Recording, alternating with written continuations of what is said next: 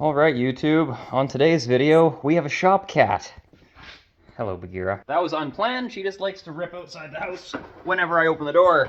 So she's grounded. Honestly, being grounded inside a Forester is a pretty good place to be grounded. So, for those of you that follow this channel, you'll recall we did a soap fix on the oil pan that we murdered. It's pretty bad. We bent this thing as well. We did a number. Now, everyone that works on Subarus, they will tell you that you cannot replace the oil pan without taking the engine out. And you know what? For the most part, they're right, except they're not. If you take out this engine mount bolt, then you can lift everything up just enough to get a tiny ratchet in the back there and remove the oil pan. And obviously this oil pan is shot, courtesy of a big rock, so that's what we're gonna do. Now, in a perfect world, you do this when the engine is cold. This engine is hot. So, hello Bagheera. It's not going to be ideal, but we'll basically pop the hood. Take the air box out. And then back up in here, there's an engine mount. Once you get rid of that, you can then put an engine crane. I'll just throw it around the intake manifold. You can lift the whole engine transmission up a bit, like, you know what I mean? There's plenty of clearance underneath it. So, to everyone that says it can't be done, no bolts, so it's still full of oil. We're gonna knock out the drain plug, catch all the oil, knock this off, and spill the rest of it on the floor, because if you've ever worked on cars, that's just how it works. True to my word, spill it all over the floor. We caught most of it though, so that's always nice. And it's fresh and has lots of lubricity, which is what you would expect because, you know, we just drained it all out not very long ago and we have to top it up. So the benefit to Subarus that no one will tell you about is that if you check the oil every time you get gas, you'll never run out of oil.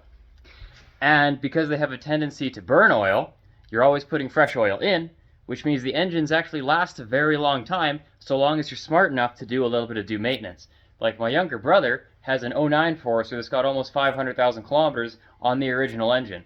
I rebuilt the head gaskets and the cylinder heads on that at about 333,000 kilometers because it was like, holy fuck, chugging coolant like you would not believe. And looking inside the engine, that was the first engine I ever took apart, so I didn't really know what I was doing. Testament though, still runs.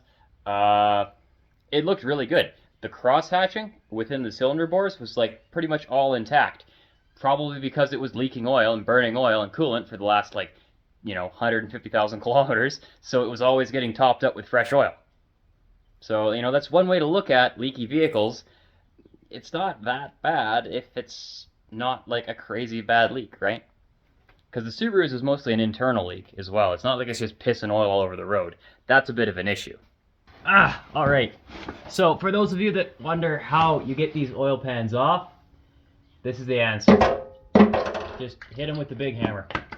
There's no easy way to do it. I don't know why that is zip tied up in there, but it is. Oh, this is a gasket. Well, that's trippy. I'm surprised I used a gasket when I built this. Interesting. Oh well, I'm gonna put this aside. Maybe I'll fix it and use it on a new one. Maybe I'll make an armored oil pan. I don't know. I do random shit sometimes on this channel. I'm sure you're aware. But let's give you guys a rare sneak peek inside an engine that's actually in good shape. Because most of the time when you're doing this, you're looking inside a busted up engine. Yeah, I don't know. What to tell? Gasket surface, you can tell I cleaned the shit out of that when I rebuilt it. I don't know, pickup screen. It's clean. A little bit of RTV on it. Sorry, I realized you weren't even in the frame. Get the RTV out. Yeah, I don't know. Everything looks pretty decent down here, honestly. We're gonna clean these gasket chunks off. And then it's actually coming out pretty good. And we'll see what I do. I may just throw another gasket up in here, honestly, because I don't really like using RTV. I prefer gaskets.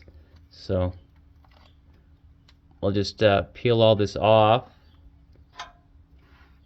It's a shame this oil is still good, but it's dirty, so we'll just count it as a system flush, and we'll use it for like chainsaw bar oil or something.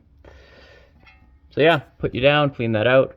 Oh, and just a note to the not so mechanically inclined, the dipstick. It just literally sits in the oil pan and tells you how much oil is sitting in the pan. That's why it's not the greatest way to judge how full your car is when you're doing an oil change, because, well, you know, it's only approximate. And another thing, if this engine had miles on it, which it basically doesn't, like it doesn't have any miles on it, I would probably take this out and replace the O-ring in here, because what can happen is this dries out and cracks, and then it doesn't seal, so you start basically losing your vacuum, because normally the oil would be up to here. Well, you can see it, right? The oil's about up to here all the time because it's clean. And so if this O-ring breaks, then the oil pump starts to suck air through here, and you can actually have a full fill of oil basically, but the pump won't be getting any oil because it's sucking air, and then you can actually throw your bearings and ruin your engine that way. But this one's got less than 5,000 kilometers on it, so I know it's all good, and I probably RTV'd that as well as O-ringed it when I put it together, because I know it's a common problem on Subarus. We punched that thing in a good inch. So I guess it's not really, it's like, man, we mangled that oil pan. We absolutely mangled that. I'm quite surprised we didn't rip a hole in there, honestly. With this part right here in the middle, like, we were dangerously close to just completely spilling the guts and killing her. Alright, well, lesson is use skid plates, especially on Foresters. I'm gonna catch all kinds of shit for this. To clean off the gasket residue, I'm just using an old flathead screwdriver. I know everybody's gonna comment, they're gonna be like, you're gonna scratch it and it's never gonna seal. And yeah, you know, they're right. If you go in there like fucking jackhammering away like an 18-year-old fucking kid, then sure, you will destroy it all. But if you just go in there gently, kind of like you know what you're doing, a little bit of back and forth, this side don't work, well, try from this side then, you know, and just take your time with it. Everything comes off nice and easy, and you don't scratch the shit out of anything. Also, it helps if you take an old screwdriver that's like stripped out 7,000 million screws, because you know, that's about all a flathead's ever good for. Just do the finishing touches before you throw the gasket on there. Give it a little bit of a wipe. Make sure everything is clean.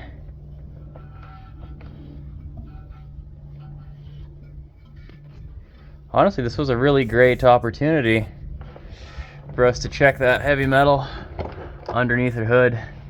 Once we're done, she's guaranteed to run for hours. I know I just dated myself with that, but leave a comment if you know that song. Probably won't be one of my younger viewers, I can guarantee you that. Don't forget this O-ring.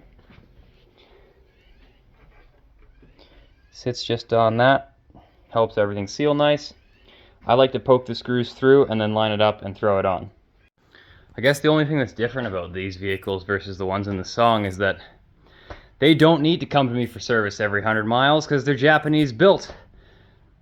Means they last forever. That's okay though, I can still service it every 100 miles.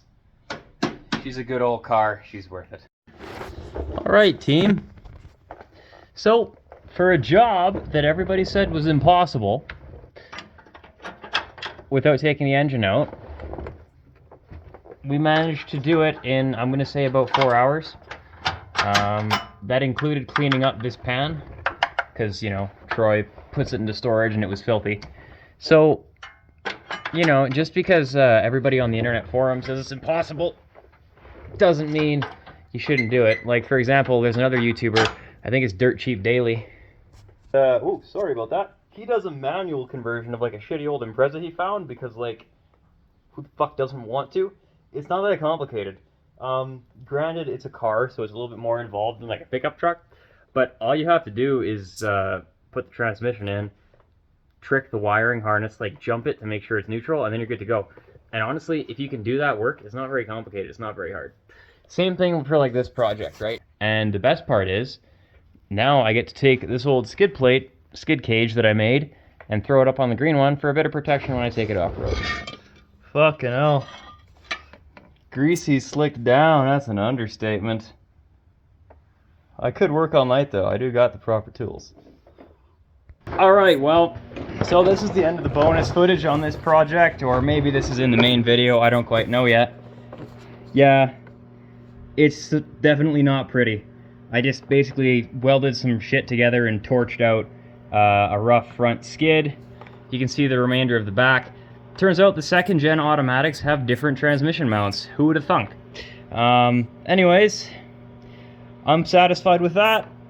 Like I said, it's not the prettiest thing you'll ever see on a Subaru, but it's not supposed to be. It's a skid plate. I guess this means we got to take it out and test it now. Maybe that'll be the theme for the next video. Maybe I'll take the old Subi down to do some more mushroom picking. Maybe I'll take the Toyota, because also, you should subscribe, by the way, if you feel like I've earned it. More content like this to come. Yeah. She's street legal now. We torched those in the other day. Got to do an alignment because it's still flexy and wavy, but one step at a time, right? Anyway, thanks for watching. I'm all grubby and crazy, so I got to get cleaned up. I got to edit some videos. I will see you in the next one. Subscribe. Bye for now.